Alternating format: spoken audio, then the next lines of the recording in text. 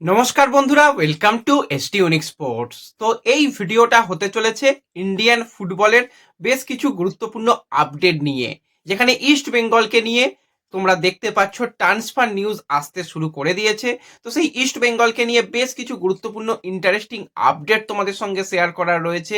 তার সাথে বিদেশি প্লেয়ারদের নিয়ে আপডেট শেয়ার করব। আইএসএল নিয়ে কিন্তু আজকে বড় সুখবর আসতে চলেছে, বেশ কিছু ডেভেলপমেন্ট হয়েছে, সমস্তটা নিয়েই আলোচনা করব। হয়তো একটু ভিডিওটা বড় হবে, পারলে পুরো ভিডিওটা দেখো, তাহলে সমস্ত লেটেস্ট আপডেট তোমরা এখানে পেয়ে যাবে। তো চলো আর দেরি না করে ভিডিও শুরু করা যাক। তো প্রথমে যদি আমরা কথা বলি একটুখানি আইএসএল নিয়ে, তোমাদের জানিয়েছিলাম কালকে একটা মিটিং হওয়ার কথা ছিল, সেই মিটিং হয়েছে। সেখানে মূলত টাকা পয়সার ব্যাপার, এই ব্যাপারে মিটিং ছিল। তো সেখানে 5 কোটি টাকা ফেডারেশন দেবে, এর আগে জানিয়েছিল, কিন্তু সেই টাকার অ্যামাউন্ট তারা কিছুটা হলেও বাড়িয়েছে। 5 কোটি থেকে তারা 7 কোটি টাকা পর্যন্ত খরচা করবে, মানে 7 কোটি টাকা খরচা করবে, এটুকু তারা জানিয়েছে। তো এক্ষেত্রে বলতে পারো যে কিছুটা হলেও এআইএফএফ তারা তাদের দিক থেকে লিগটা করার জন্য অত্যন্ত আগ্রহী হয়েছে। এটা বহু আগে হওয়া উচিত ছিল, হলে সময়তেই সবকিছু হতো, এই রকম ভাবে লিগ এত পিছিয়ে যেত না। সেই ঘুরিয়ে নাক দেখানো বলে না, সেই জিনিসটা এআইএফএফ করছে। আমি তো সব থেকে মানে মন থেকে ধন্যবাদ যদি কাউকে জানাতে হয়, প্লেয়ারদের জানাবো। প্লেয়াররা যে রকম ভাবে ভিডিও করে যেভাবে প্রোটেস্ট করেছিল, সেটা ভাই কাজ দিয়েছে। বাদ বাকি সবাই সবার মতন ভাবে চেষ্টা করেছিল, কিন্তু খুব একটা কাজের কাজ হয়নি। কিন্তু প্লেয়াররা যখন সবাই একত্র হয়েছিল, সেটা ভাই কাজ দিয়েছে। তারপরেই সমস্ত ব্যাপার নড়ে চড়ে বসেছে। এবং তোমরা সকলেই জানো, রীতিমতন 3 কমিটির একটা সদস্য কমিটি গঠন করা হয়েছিল। সেখানে বাংলা, কেরাল এবং গোয়া থেকে সবাই ছিল। সেখানে তাদের কমিটিদের নিয়ে তারা তাদের মতন কাজ করেছে। ওভারঅল কিছুটা এগিয়েছে কাজ, হ্যাঁ পুরোপুরি না হলেও কিছুটা এগিয়েছে। এবং তোমরা সকলেই জানো, এআইএফএফ এর তরফ থেকে অফিসিয়াল নোটিশ দিয়ে জানানো হয়েছিল, এই যে সপ্তাহ, আজকে সপ্তাহ রানিং চলছে, আজকে মঙ্গলবার হয়ে গেল, এই সপ্তাহেতেই কিন্তু আইএসএল কবে শুরু হচ্ছে তার কিন্তু ডেট অফিসিয়ালি জানানো হবে এবং ফিক্সচারও ঘোষণা হবে খুব শীঘ্রই। তো সেক্ষেত্রে এই সপ্তাহটা খুবই গুরুত্বপূর্ণ। কালকে একটা ভালো কাজ হয়েছে, যে টাকা পয়সার যে ব্যাপারটা, সেটা 5 কোটি থেকে তারা 7 কোটি টাকা করেছে। এতে মোটামুটি ওই যা হোক করে করে দেওয়া যাবে, শর্ট টাইমের জন্য করে দেওয়া যাবে। এবং তারা এটাও সিদ্ধান্ত জানিয়েছে যে হ্যাঁ, আমরা দীর্ঘমেয়াদীর জন্য সমস্ত রকমভাবে কাজ করছি। আমরা চেষ্টা করছি এই বছরের লিগ শুরু হওয়ার আগেই দীর্ঘমেয়াদী পরিকল্পনাটাকে সেরে নেওয়া। যদি তাও না হয়, আমরা সময় নিচ্ছি জুন মাস পর্যন্ত, তার মধ্যে সমস্ত ব্যাপার সেরে নেব। এবং প্রত্যেকটা ক্লাবকে কিন্তু তোমরা জানো 1 কোটি টাকা করে দিতে হবে। হ্যাঁ, সেটা লিগ শুরু হওয়ার আগেই দিতে হবে সেরকম নয়, তার জন্য নির্দিষ্ট সময় দেওয়া হয়েছে। খুব সম্ভবত জুন জুলাই মাস পর্যন্ত টাইম দেওয়া হয়েছে।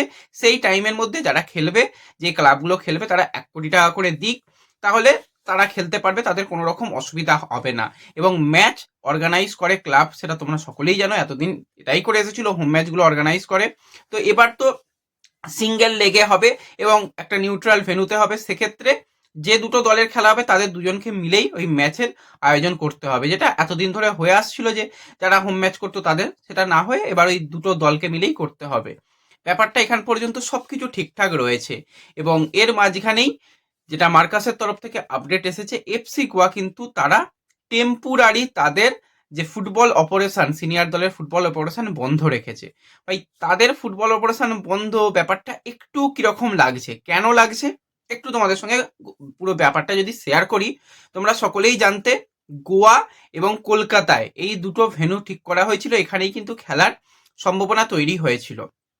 কলকাতায় একটু হওয়ার চান্স বেশি ছিল, কারণ কলকাতা থেকে 3টে দল আইএসএল এ খেলবে। এবং সেই জায়গাতে যদি বলো ইন্টারকাসি, তারাও কলকাতা থেকেই পুরো খেলেছে। তো 4টে দল কলকাতা থেকে প্রায় খেলছে। তো সেক্ষেত্রে তাদের ভিউয়ারশিপ অনেকটা বেটার, তারা বেশ কিছুটা হোম অ্যাডভান্টেজ পাবে, ইত্যাদি ইত্যাদি ব্যাপার পাবে। তো সেই কারণে কলকাতায় হওয়ার চান্স বেশি ছিল। সেদিক থেকে আবার গোয়া ভাই নড়ে চড়ে বসেছে, না আমরা আমাদের এখানে খেলবো, আমাদের এখানে খেললে আমাদের ভিউয়ারশিপ কিছুটা হবে। হ্যাঁ, গোয়ারও ভালো ভিউয়ারশিপ হয়। তো সেই জায়গায় দেখতে গেলে প্রত্যেকটা দলই তো এরকম করতে পারে যে না আমরা আমাদের জায়গায় খেলবো, সেটা তো সম্ভব নয়, মেনে নিতে হবে। কারণ কোভিড টাইমে আমরা দেখেছিলাম নিউট্রাল ভেন্যুতে খেলা হয়েছিল। তো এক্ষেত্রে কেন হবে না? তো এই ব্যাপার নিয়ে গোয়া একটুখানি চাপে রেখেছে ফেডারেশনকে, তারা টেম্পোরারি তাদের ফুটবল অপারেশন বন্ধ রেখেছে। না, এতে খুব বেশি দিন নয়, তারা ওই 10-15 দিনই খুব বেশি হলে বন্ধ রাখবে। এবং রীতিমতন তারা এখন ছুটিতে রয়েছে, তারা এই লাস্ট ম্যাচ খেলেছে 24শে ডিসেম্বর, তারা এখন ছুটির মুডে রয়েছে। সেই কারণেই এই চাপটা দেয়া হয়েছে। তো এতে যে খুব কার্যকারিতা কিছু হবে সেরকমটা নয়। এবং আজকে আরও একটা মিটিং রয়েছে। হ্যাঁ, এখন তো প্রতিদিন আগে ম্যাচ ডে থাকতো, এখন মিটিং ডে থাকে। আজকে হচ্ছে একদম ফাইনাল মিটিং। সেখানে কিন্তু সত্যনারায়ণের তরফ থেকে প্রত্যেকটা ক্লাবের প্রতিনিধির কাছে ফোন গেছে যে আজকে তোমরা সবাই সবাই মিলে এসে আমাদের এই যে দুপুর 3টে থেকে মিটিং রয়েছে সেই মিটিংয়ে অ্যাটেন্ড করো। সেখানে অনেক কিছু ব্যাপার উঠে আসবে এবং সেখানেই সমস্ত কিছু যেন আজকেই মিটে যায়, আর দেরি নয়। আর একটা দিন, একটা ঘন্টা আমরা দেরি করতে চাইছি না। সেখানে বেশ কিছু ক্লাব তারা হ্যাঁ এই প্রপোজাল দিয়েছে। জামশেদপুর তো সবেতেই ঘাড় নেড়ে দিয়েছে, আমরা সবেতেই আছি। এছাড়া তোমাদের বলেছিলাম দিল্লি, তারা রাজি রয়েছে। এছাড়া পাঞ্জাব তারা রাজি রয়েছে। আরও একটা কোন দল তারাও রাজি রয়েছে, তারা থাকবেই। বাদ বাকি বাকি যদি ক্লাবের প্রতিনিধিরা যেতে পারে, যদি সবকিছু যদি ঠিকঠাক থাকে তাহলে তারা যাবেন, না হলে তারা ভার্চুয়ালিও কিন্তু এই মিটিংটা অ্যাটেন্ড করবে। এবং এখানেই সমস্ত কিছু ঠিক হয়ে যাওয়ার একটা চান্স রয়েছে। এরপরে নতুন টেন্ডার কি হবে, কে কমার্শিয়াল পার্টনার হবে, সেটা ভাই ভুলে যাও। খেলাটুকু হোক, যা হোক করে খেলাটুকু হোক এই বছরের জন্য। এবং হাতে যেহেতু কিছুটা 4-5 মাস সময় পাওয়া যাবে, আগামী মরশুম কেন দীর্ঘমেয়াদীর জন্য কাজ এই রকম তৎপরভাবেই করা উচিত। তো সেই কাজ চলছে। পুরোপুরি ব্যাপারটা ছোট করে বললাম, বলতে গেলে ভাই ঘন্টার পর ঘন্টা লেগে যাবে। যতটুকু বলার ততটুকু বললাম, বাদবাকিটা আজকে দুপুরের মিটিং এবং আজকে রাতের আপডেটের দিকে আমাদের নজর থাকবে। আশা করছি কিছু পজিটিভ নিউজ আসবে। এরপর যদি আমরা সরাসরি এবার ফুটবল আপডেটে চলে আসি, তো আজকেও IWL এর ম্যাচ। সেখানে ইস্ট বেঙ্গল কিন্তু দুপুর 2:30 থেকে কিকস্টারের মুখোমুখি হতে চলেছে। ম্যাচটা তোমরা দেখতে পাবে ইন্ডিয়ান ফুটবলের অফিসিয়াল ইউটিউব চ্যানেলে। ইস্ট বেঙ্গল 4টে ম্যাচে 4টে ম্যাচ জিতেই পয়েন্ট টেবিলের শীর্ষে রয়েছে। আজকের ম্যাচটা খুব কঠিন ম্যাচ হবে, তবুও ইস্ট বেঙ্গল চাইছে এই ম্যাচটা জেতার জন্য। যারা পারবে কল্যাণী স্টেডিয়ামে খেলা রয়েছে, মাঠে যাও, গিয়ে টিমকে সাপোর্ট করো। এবং যারা পারছো না বাড়ি থেকে খেলাটা দেখো। এবং যারা যারা ভিডিওটা দেখছো তারা কিন্তু সকল স্কোর লাইন প্রেডিকশন করে যেও যে আজকের ম্যাচের রেজাল্ট কি হবে। যাদের স্কোর লাইন প্রেডিকশন মিলে যাবে তাদের নাম পরবর্তী সময় অবশ্যই শেয়ার করা হবে। তাই সকলে একটু স্কোর লাইন প্রেডিকশন করে যেও। তো এরপর যদি আমরা কথা বলি একটু ট্রান্সফার নিউজ নিয়ে, তোমাদের কয়েকদিন আগেই জানিয়ে দিয়েছিলাম যে যেরকম ভাবে বিদেশি প্লেয়াররা বেরিয়ে যাচ্ছে, সেই জায়গায় আমাদের সকলের পছন্দের বিদেশি প্লেয়ার তিরি, তাকেও কিন্তু আমরা বেরিয়ে যেতে দেখতে পাবো। তো সেই ব্যাপারেই অফিসিয়াল স্টেটমেন্ট কিন্তু এবার মুম্বাই সিটি এফসির তরফ থেকে এসে গেল যে টিরিকে কিন্তু তারা আটকে রাখছে না, তিরিকেও কিন্তু তারা যেতে দিচ্ছে। কারণ কবে কি হবে না হবে, প্লেয়াররা খেলতে চাইছে। তো টিরির যে ইন্ডিয়ান ফুটবলে যাত্রাটা বিরাট বিরাট বড়। সেই 10 বছর ধরে টিরি ভারতে খেলছে। আমরা তাকে এটিকেতে খেলতে দেখেছি, সেখানে তাকে সাকসেস পেতে দেখেছি। পরবর্তী সময় তাকে আমরা দেখেছি জামশেদপুরেও ব্রিলিয়ান্ট ফুটবল খেলেছিল টিরি। তার পরবর্তী সময় তাকে এটিকে মোহনবাগানে দেখেছি, সন্দেশ জিগানের সঙ্গে তো আলাদাই জুটি ছিল। এসিএল ইঞ্জুরি হয়, ইঞ্জুরিটা জাস্ট আমার চোখের সামনে মাঠে বসে যখন খেলা দেখছিলাম, খুব সম্ভবত গোকুলামের সঙ্গে ম্যাচ ছিল, তো সেখানে টিরির ইঞ্জুরি দেখেছি। তারপর তাকে আবার ফিরে আসতে দেখেছি। মুম্বাই সিটি এফসিতেও তাকে আমরা চ্যাম্পিয়ন হতে দেখলাম। তো প্রায় 150-র উপরে ম্যাচ খেলা প্লেয়ার, সেখানে আইএসএল লেজেন্ড বলা যেতে পারে। সেই বহুদিন 2014 সাল থেকে সেকেন্ড সিজন থেকে খুব সম্ভবত খেলছে। আর এসে এই 2024-25 সিজনটাই তার জন্য শেষ খেলা হলো, কারণ 2025-26 সিজনে টিরিকে আমরা দেখতে পাবো না। সেও কিন্তু ইন্দোনেশিয়াতে যাচ্ছে। ভাই এতদিন আমরা দেখতাম ইন্ডিয়ান সুপার লিগ, সেটা এখন পুরোপুরি বিদেশি প্লেয়াররা ইন্দোনেশিয়াতে গিয়ে ইন্দোনেশিয়া সুপার লিগ করে দিয়েছে। কারণ এর আগে আমরা দেখেছি ফ্র্যাঙ্কা, অ্যালেক্সিস গোমেজ, তারা ইন্দোনেশিয়াতে গেছে। বোরহা হেরিরা, অ্যাড্রিয়ান লুনা, তারপরে যদি বলি নোয়া সাদুই এবং রিসেন্ট টাইমে টিরি, সবাই ইন্দোনেশিয়ায়। তো আমি একটা ভিডিও খুব তাড়াতাড়ি বানাবো যে লাস্ট সিজনে যে সমস্ত বিদেশি প্লেয়াররা খেললো তারা কিভাবে বেরিয়ে গেল, কোথায় গেল, কিভাবে গেল, সেই নিয়েও তোমরা যদি জানতে চাও অবশ্যই কমেন্টে জানিও। আমি একটা ভিডিও করবো, মোটামুটি রেডি করার চেষ্টা করছি। তো এই ব্যাপারটাও তোমাদের সঙ্গে শেয়ার করলাম। তো এর সাথে সাথে যদি আমরা ইস্ট বেঙ্গলকে নিয়ে কথা বলি, তোমাদের জানিয়েছি যে ইস্ট বেঙ্গল কিন্তু অফিসিয়ালি কন্ট্রাক্ট টার্মিনেট করেছে মরক্কোর সেন্টার ফরওয়ার্ড হামিদ আহদাদের সঙ্গে।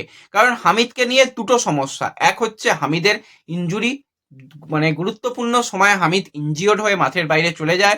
পারফরমেন্সও যে খুব ভালো কিছু সেরকম নয়।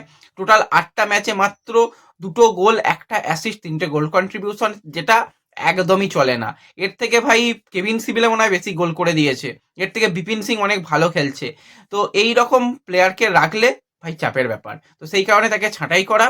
এবং হামিদ তার নিজস্ব সোশ্যাল মিডিয়াতে ক্লাব প্রতিনিধি, সাপোর্ট স্টাফ, প্লেয়ার সবাইয়ের জন্য অনেক ধন্যবাদ দিয়েছে। এবং সে যেটা জানিয়েছে আমি ব্যক্তিগতভাবে চাইছিলাম যে আমার পরিবারের কাছে থাকতে, এবং ক্লাব সেই ব্যাপারটা পুরোপুরি বুঝেছে, এবং ভারতীয় ফুটবলের এই অনিশ্চয়তার কারণেই কিন্তু আমি আমার কন্ট্রাক্ট টার্মিনেট করছি।